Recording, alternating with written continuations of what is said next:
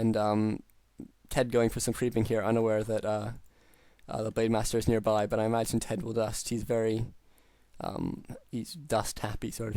He's always dusting even when he doesn't need to, and he does dust. But a creep jack is coming in now for TeD. But as you can see, because of Unholy Aura and the Obsidian Statue, he hasn't actually taken that much damage, so it isn't an overly effective creep jack. And I didn't see actually what item it was that TeD picked up, but he sold it. And he has bought a lesser invulnerability pot for his Tinker Axe because it's a level 1 hero and it can't be coiled. And you really need the extra possibility of just sort of keeping it invulnerable for a while, because it is very weak. And you can see TeD's already got the level 1 upgrade anti-magic shell, but it's not that useful really in this situation. And Wulin does have an orb now as well, so he might just try and attack one unit. He actually attacks the Banshee, but it moves a bit too far back. And as you can see, Wulin very eager to attack now, and you can actually see in the mini-map that he is putting up an expo as well, but I'll get to that in a second. And Wulin instantly going for the Pocket Factory. These, the Clockwork Goblins do a lot of damage, so it is wise to take it out quickly if you can get your units into position to do so. And Lich taking a lot of damage here, but is coiled and does have a frost armor on him as well, so all those raiders are being slowed, and unless it can be dispelled either by the Spirit Walkers or by the Orb of Lightning, then that's going to be very effective and is actually going to make it a very unwise target to attack. And again, he coils his Lich, and this isn't looking too good for Wulin really.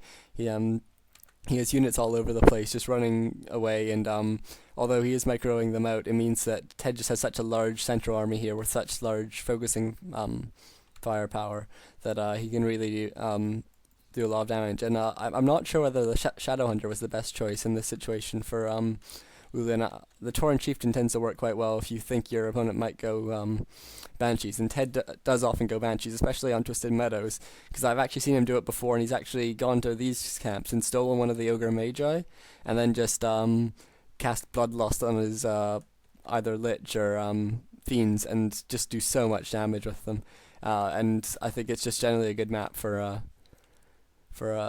Banshees as well, because it's quite big. You have time to build up a Fiend army, but also to tech to tier 3 and spend all the investment that you need to on Banshee master training. And TeD bringing in another Banshee, actually 2 more Banshees here.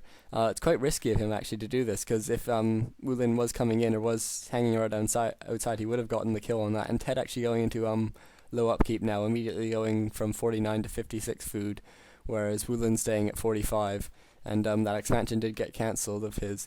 So Wulin a bit on the back foot now.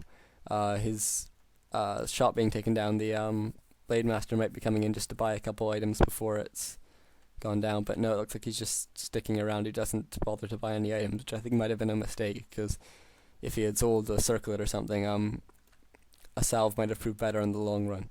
But Wulin, with not a very large army now, continuing to build, actually bringing out his peons as well, so he might be getting ready for sort of a final battle here.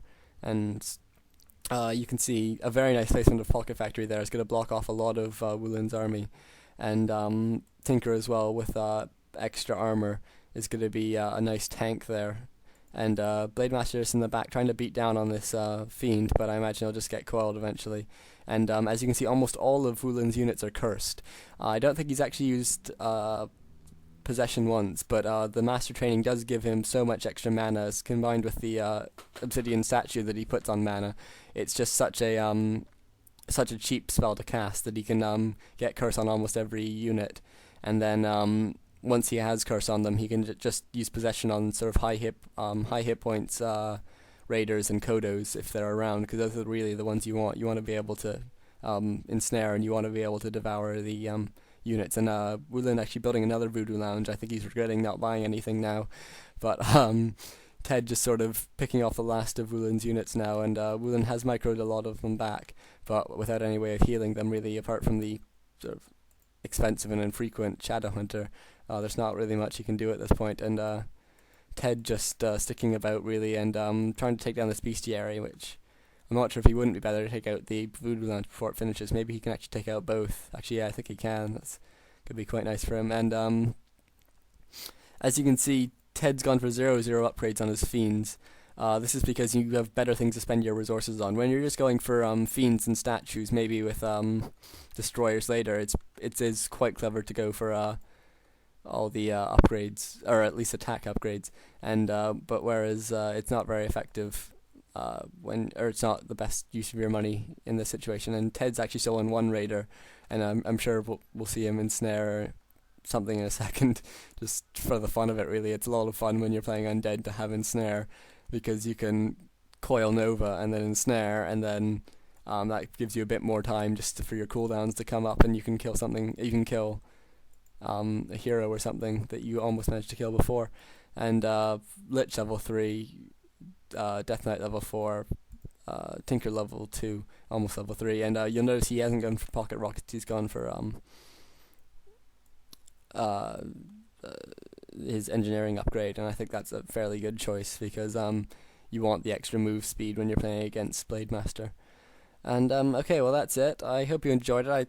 I think I haven't done any undead ones yet, so I thought I'd just do one quickly, and I thought undead versus orc would be a nice one to see. And obviously TeD has sort of superb micro, and so actually made that look more effortless than it really was, but I think that was sort of very well played by him. Wulin didn't play perfectly, but that's really what you need when you're playing undead versus orc.